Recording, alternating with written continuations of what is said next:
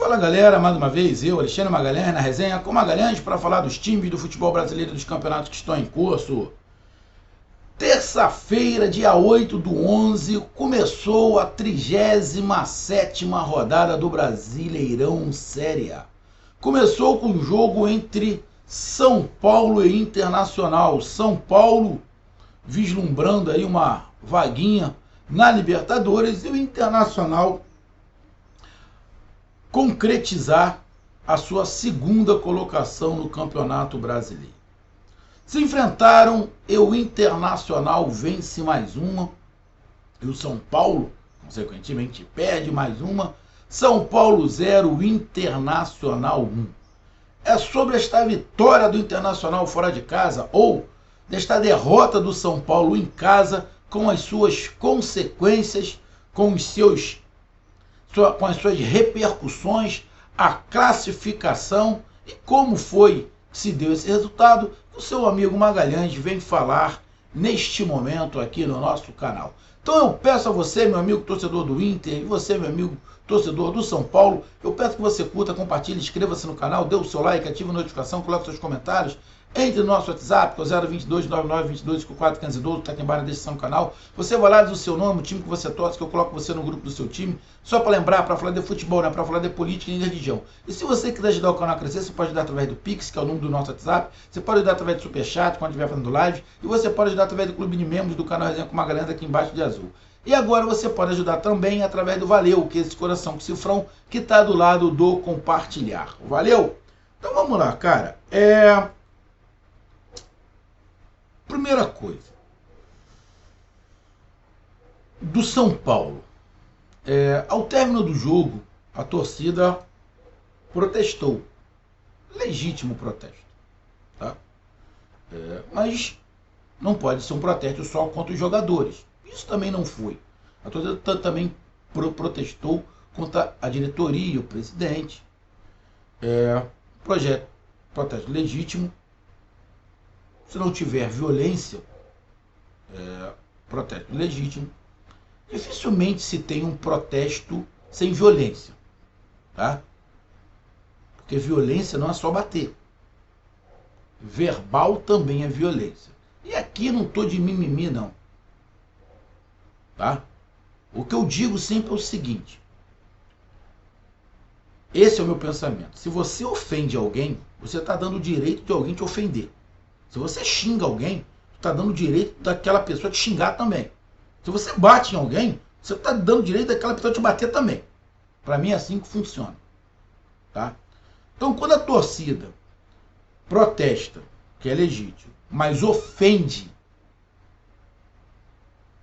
na minha opinião, ele dá direito para o jogador ofender também. Vento que venta lá, venta cá. Tá? Eu não sou daquele pensamento, igual tem aí em muitas lojas. O cliente tem sempre razão. O cliente tem sempre razão é o cacete. O cliente tem sempre razão nada. Muitas lojas agem de má fé, sim, mas tem muito cliente que age de má fé também. Então, esse papo o cliente tem sempre razão, para mim não funciona. E no caso do futebol, o cliente é o torcedor. Bom, eu sigo a minha linha. O papo de cliente tem sempre razão, para mim não funciona. Mas, a torcida do São Paulo está certíssima em protestar. Você não pode ter violência, mas para protestar está certíssima, porque o São Paulo vem aí, ganhou aí, foi ano passado, se não estiver enganado, o Campeonato Paulista, mas, bicho, para um time que foi tricampeão da Libertadores, campeão mundial, cara, quanto tempo tu não escuta o São Paulo tá brigando? Teve esse ano, até chegou a final da Sul-Americana. Se tivesse ganho a Sul-Americana, a pressão seria muito menor, porque já estaria na Libertadores do próximo ano. Então, daria uma amenizada. Mas como não ganhou a Sul-Americana, perdeu para o Independente Del Valle, o que é ruim ficou pior. Então a torcida protesta e protesta um protesto legítimo, tá? E a gente tem que lembrar, né? Tem jogadores desse elenco aí. E o São Paulo tem dívida com esses caras. Tem muitos desses caras aí que o São Paulo está com dívida. Os caras continuam jogando, mas não recebem o que é de direito. Aí se o jogador sai, bota a boca no mundo, a torcida vai chamar o cara de mercenário. O que vão chamar? Ah, só tá por causa de dinheiro? Porra, lógico que ele tá por causa de dinheiro. Só vai estar em algum clube por causa de amor aqueles caras que estão na Europa que são milionários. Tipo o Oscar, se voltar algum dia pro Brasil, ele vai voltar para jogar em qualquer clube, não pelo dinheiro, porque ele não vai precisar. O Neymar, aí assim sucessivamente, o Vinícius Júnior, o Rodrigo, só vão voltar pelo dinheiro? Não, ele vai jogar onde ele quiser porque ele quer jogar, pô.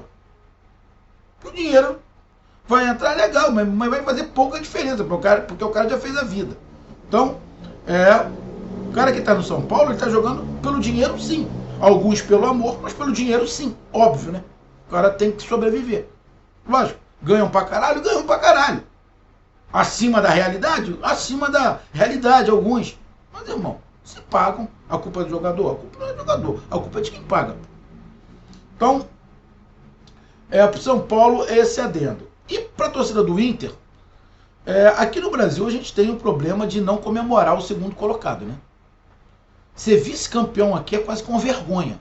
Você vê muita torcida aí, eu prefiro ser o último do que o segundo. É um idiota.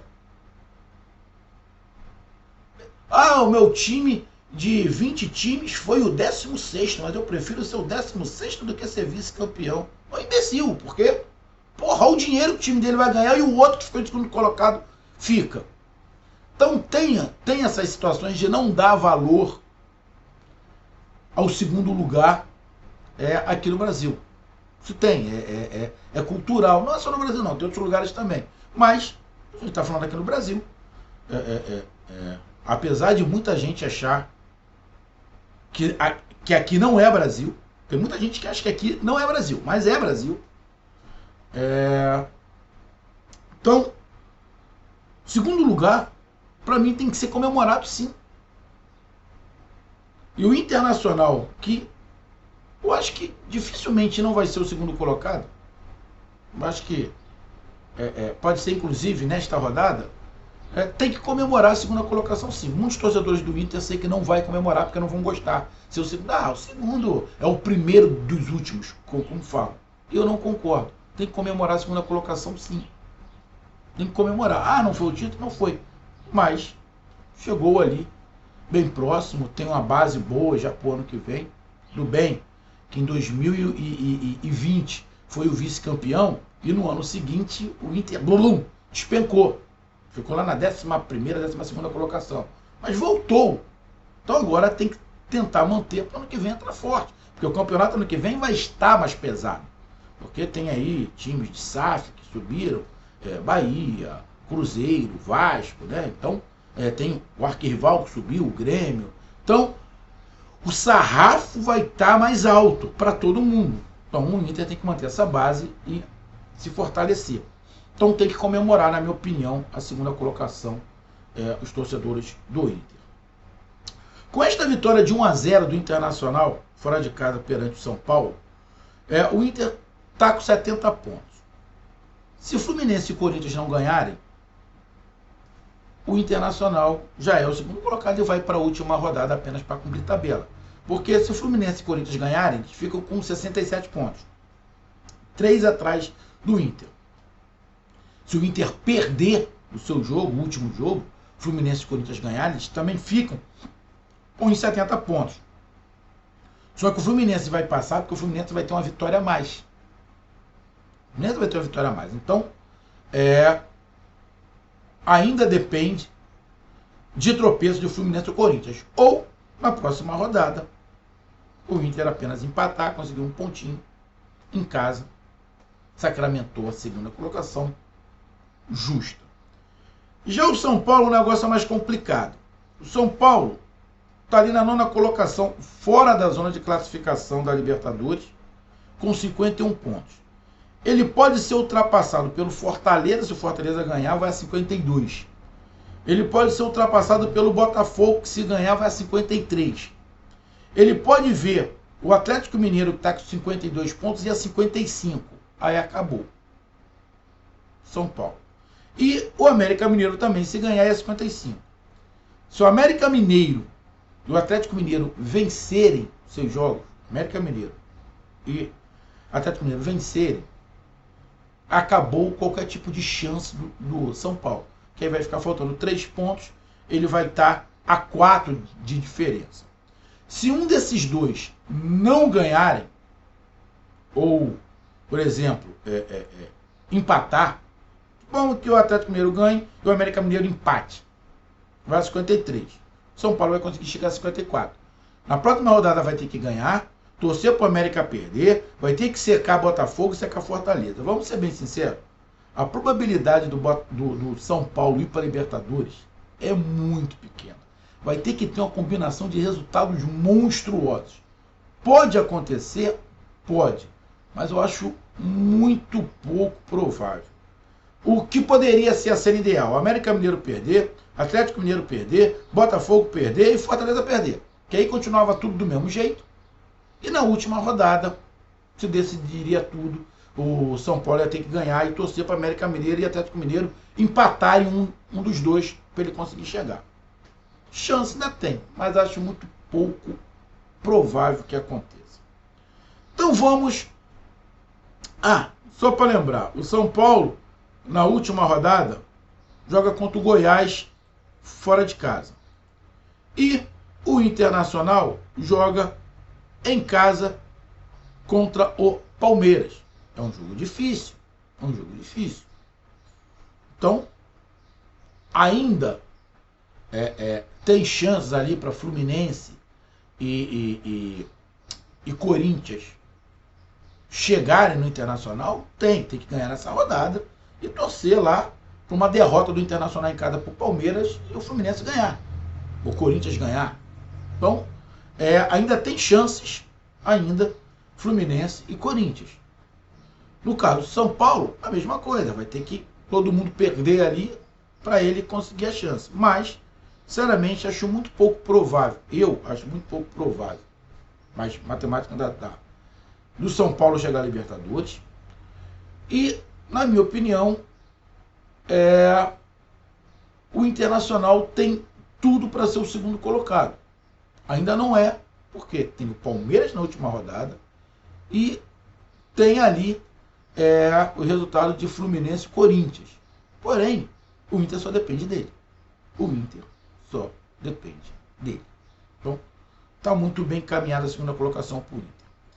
E o jogo, cara? O jogo foi ruim? Não achei o jogo ruim. Para mim o jogo foi disputado. O Internacional mais organizado do que o São Paulo. O São Paulo muito afobado, muito afoito. A pressão por ter perdido a Sul-Americana, por ter que tentar estar na Libertadores, faz os jogadores ficarem mais afobados. A impressão que eu tenho do São Paulo, tá, é que o time chegou ao seu limite técnico, tático, físico, mental.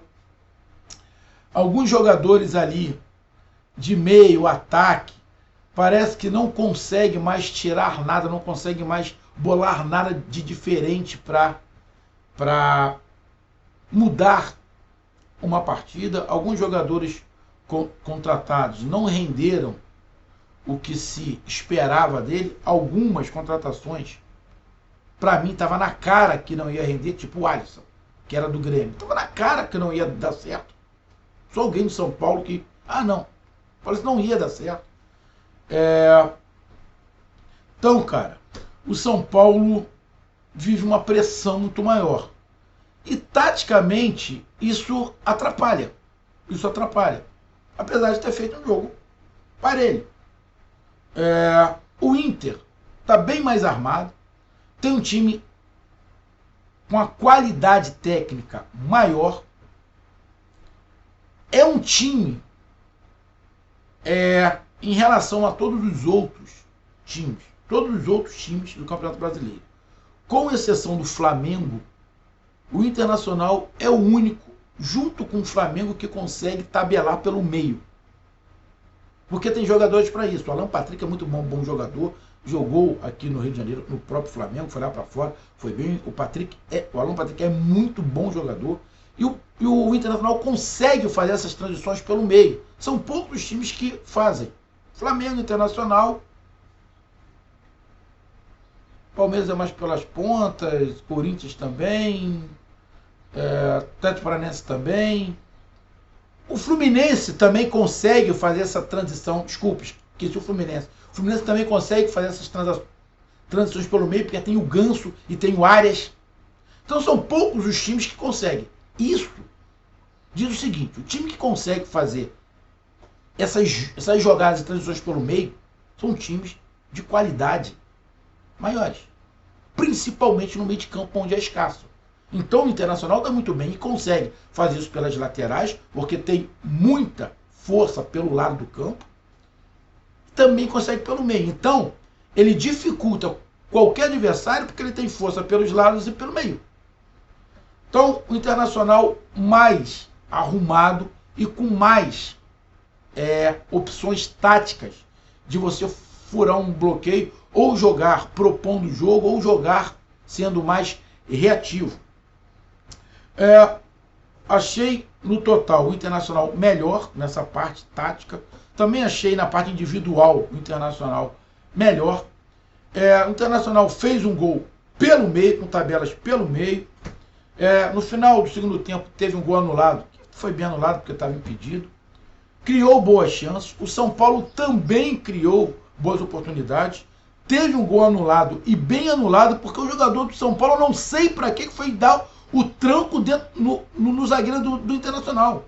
Se ele não faz aquela besteira, o Internacional tinha empatado, pô. Ele vem disputando a bola, disputando ali o espaço com o zagueiro do Internacional. A jogada prossegue, ele dá um tranco pelas costas no jogador do Internacional. Tirou o gol do São Paulo. São Paulo fez o gol, mas depois foi anulado, bem anulado. Porque foi falta, porra. Pra que ele fez aquilo? A situação já não é boa. Porra, vai dar um tranco dentro da área no cara. Porra, acabou com a jogada. São Paulo poderia ter empatado. São Paulo criou boas oportunidades, o Caleri. Diferentemente do que eu escutei na Jovem Pan, cara, tem uns caras na Jovem Pan que o bairrismo, irmão. Porra, a gente sabe que todo mundo acaba tendo um pouquinho de bairrismo. É um ou outro ali que tenta não ser, mas, irmão, cara, desculpa, eu não acho o Caleri meia boca. Eu vi um cara lá, um comentarista lá, dizendo que o Caleri é meia boca. Sinceramente, não acho o Caleri meia boca não, cara. Não acho o Caleri meia boca não. Se você pegar entre os centroavantes aí do Brasil, o Caleri tá lá. E joga aqui no Brasil. Eu tenho o Pedro, tenho o Cano, tu tem o Yuri Alberto do Corinthians, você tem o Caleri, o próprio Palmeiras não tem um centroavante, improvisou ali o Rony, e agora que está botando ali o Hendrick, né, o garoto, que está ali. O Atlético Paranaense ficou procurando, trouxe o Pablo, que era de São Paulo, mas o Pablo, na boa, não dá. Aí tá botando o garoto também, um outro garoto lá, que era do Cruzeiro. Ou seja, eu não acho o Caleri meia boca não, não acho. Tem jogador de São Paulo de boa qualidade, mas que estão chegando nesse fim aí que não consegue tirar mais nada desse time. Então, para mim foi um jogo bem parelho. Se você pegar aí o número de chutes, 10 para um lado, 8 para o outro, o São Paulo chutou 2, 3 em direção ao gol, o Internacional também 2, 3 em direção ao gol, o São Paulo teve mais posse de bola, o São Paulo no segundo tempo, os 15, 20 primeiros minutos do segundo tempo, o São Paulo foi melhor, foi até quando fez o gol que foi anulado, depois o Internacional recuou, jogou no contra-ataque, os passes dos dois times foram razoáveis, razoável não, foi bom, foi acima de 80%, ou seja, foi um bom jogo, um jogo parelho, com chances para ambos os lados, gols anulados, gols feitos, que foi do Internacional, mas taticamente e individualmente o Internacional melhor. Então, na minha opinião, merecido a vitória do Internacional. E agora é o Internacional fazer a sua parte em casa contra o Palmeiras e garantir a segunda colocação, e o São Paulo não tem outro jeito. Agora é secar. Só secar, secar, secar, para ver se dá certo. Eu, particularmente, acho muito difícil o São Paulo conseguir uma vaga na Libertadores. São Paulo vai ter que tentar de novo a Sul-Americana. Esse ano bateu na trave, foi vice-campeão. Vai ter que tentar de novo conquistar a Sul-Americana. Então tá aí a minha análise. Um grande abraço, até mais, valeu, tamo junto, fui!